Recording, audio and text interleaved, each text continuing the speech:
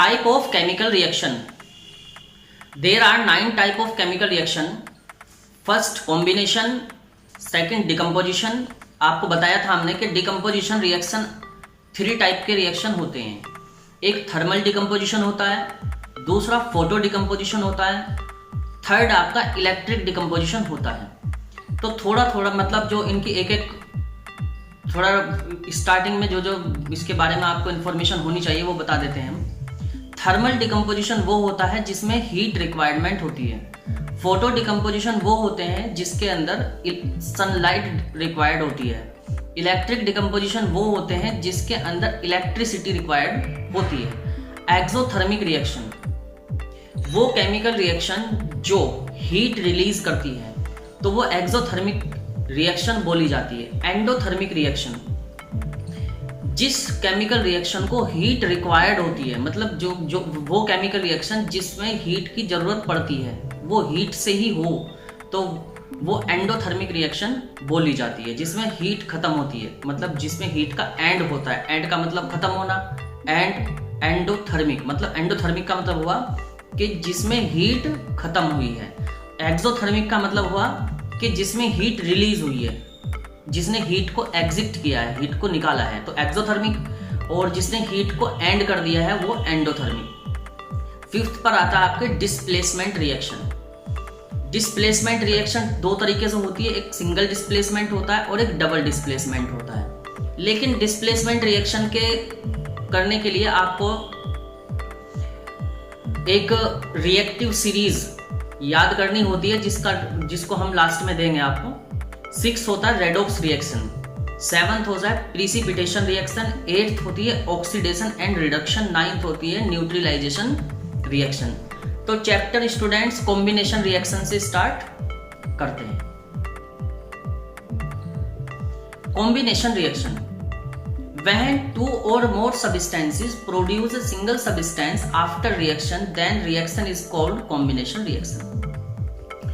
जब 2 या 2 से अधिक सब्सटेंस मिलकर एक सिंगल सब्सटेंस बनाते हैं, दोबारा सुनिए, when 2 or more substances produce a single substance after reaction then reaction is called combination reaction. जब 2 या 2 से अधिक सब्सटेंस मिलकर एक नया सब्सटेंस मतलब एक सिंगल सब्सटेंस बनाते हैं तो वो केमिकल रिएक्शन आपकी कॉम्बिनेशन रिएक्शन कही जाती है.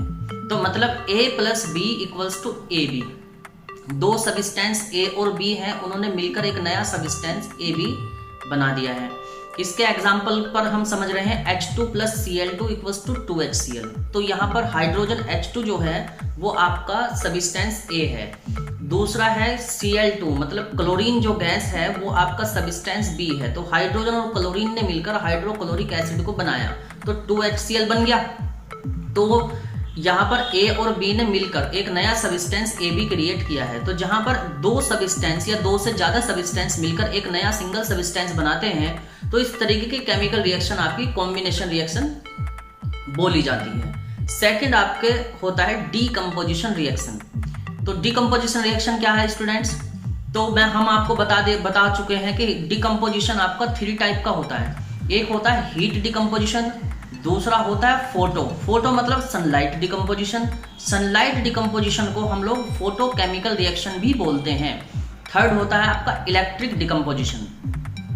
तो फर्स्ट आपका डिकम्पोजिशन रिएक्शन की definition, the chemical reaction in which one compound और substance split into 2 or more substances are called decomposition reaction. वो डिकम्पोजिशन रिएक्शन होती है जिसके अंदर एक कंपाउंड या फिर एक सब्सटेंस 2 या 2 से ज्यादा नए सब्सटेंसेस में ब्रेक हो जाता है, स्प्लिट हो जाता है, मतलब टूट जाता है, तो उसको डिकम्पोजिशन रिएक्शन बोला जाता है. इसका फॉर्मूला होता है AB = A + B. मतलब दो सब्सटेंस का कोई कॉम्बिनेशन है या 2 एलिमेंट का कोई कॉम्बिनेशन है या फिर वो कंपाउंड है जिसमें 2 से ज्यादा एलिमेंट हो सकते हैं, वो कंपाउंड होता है, वो आपने पढ़ा भी होगा. तो वो सब अलग अलग या डिफरेंट कंपाउंड में या डिफरेंट सब्सटेंसेस में टूट जाए या डिफरेंट एलिमेंट्स में वो टूट कर अलग हो जाता है आफ्टर रिएक्शन, तो उसको डिकम्पोजिशन रिएक्शन बोला जाता है.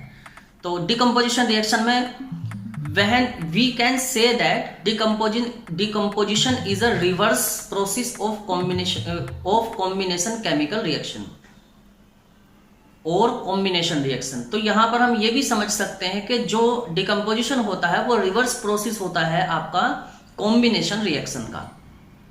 तो फर्स्ट हम बात करेंगे हीट डिकम्पोजिशन और थर्मल डिकम्पोजिशन। हीट डिकम्पोजिशन ही थर्मल डिकम्पोजिशन होता है। The reaction in which a compound breaks into 2 और मोर सब्सटेंसेस ऑन हीटिंग।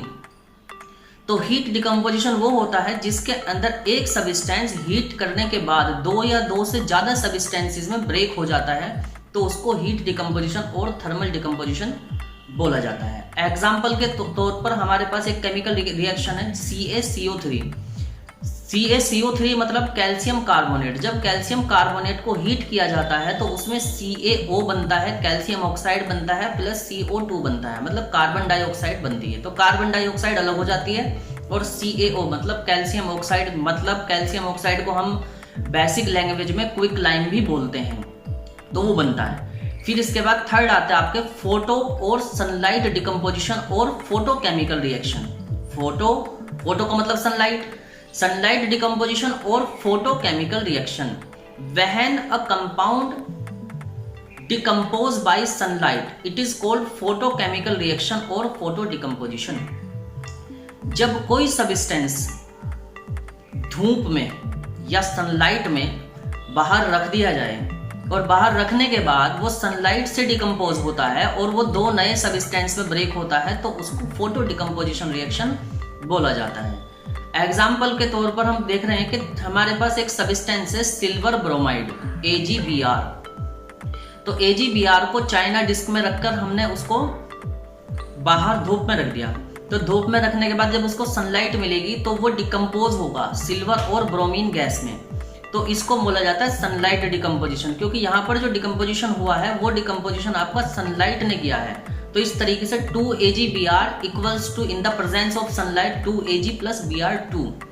तो सिल्वर ब्रोमाइड को जब भी हम बाहर धूप में रखते हैं तो धूप में रखने के बाद वो सिल्वर और ब्रोमीन में ब्रेक होता है। तो ये एक स्प्लिटिंग हुआ, मतलब सिल्वर ब्रोमाइड सिल्वर और ब्रोमीन में ब्रेक हो गया।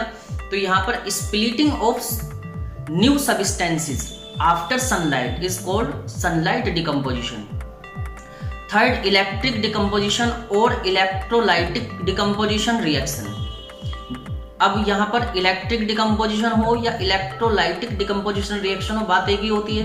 When a compound decomposed by passing electricity in it. जब किसी भी कंपाउंड के अंदर हम इलेक्ट्रिसिटी को पास करते हैं, इलेक्ट्रिसिटी पास करने के बाद जब वो सब्सटेंस ब्रेक होता है, स्प्लिट होता है, तो वो इलेक्ट्रिक डिकम्पोजिशन बोला जाता है। इसका सिंपल एग्जांपल होता है जब हम वाटर में इलेक्ट्रिसिटी को पास करते हैं तो वो वाटर हाइड्रोजन और ऑक्सीजन में ब्रेक हो जाता है।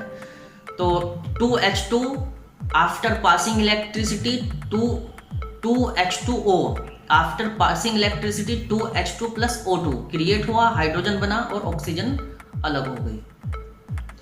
तो नेक्स्ट स्टूडेंट, अब हम इसके बाद अगली जो रिएक्शन है आपकी exothermic chemical reaction. Exothermic chemical reaction वो रिएक्शन होती है स्टूडेंट्स जिसमें हीट रिलीज होती है, जिसमें हीट रिलीज होती है। एक्सोथर्मिक रिएक्शन वो रिएक्शन होती है जिसमें हीट रिलीज होती है, तो वो एक्सोथर्मिक रिएक्शन होती है। इसका एग्जांपल होता है CaO plus H2O equals to CaOH का होल ट्वाइस प्लस हीट। तो हीट इसमें रिलीज हो गई, तो ये हुआ एक्सोथर्मिक।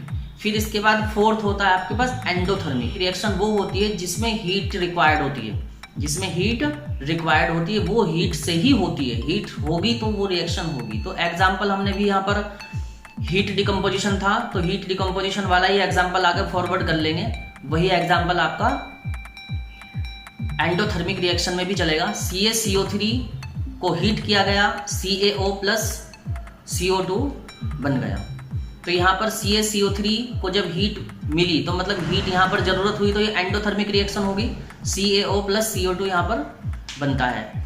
तो अब यहाँ अब नेक्स्ट वीडियो में हम आपके साथ डिस्प्लेसमेंट रिएक्शन, जिसमें डबल डिस्प्लेसमेंट और सिंगल डिस्प्लेसमेंट की बात करेंगे, पर उससे पहले आपको डबल और सिंगल डिस्प्लेसमेंट से पहले आपको एक रिएक्टिव सीरीज को याद करना पड़ता है। तो रिएक्टिव सीरीज आपकी हम दे रहे हैं, रिएक्टिव सीरीज याद करनी है। फिर उसके बाद 6th, 7th, 8th और 9th, 6 पर redox reaction, precipitation reaction, oxidation reaction और न्यूट्रलाइजेशन रिएक्शन की बात हम नेक्स्ट वीडियो में करेंगे। और एक अगला एक ब्लॉक आएगा हमारा जिसमें हम how to balance a chemical equation पर बात करेंगे।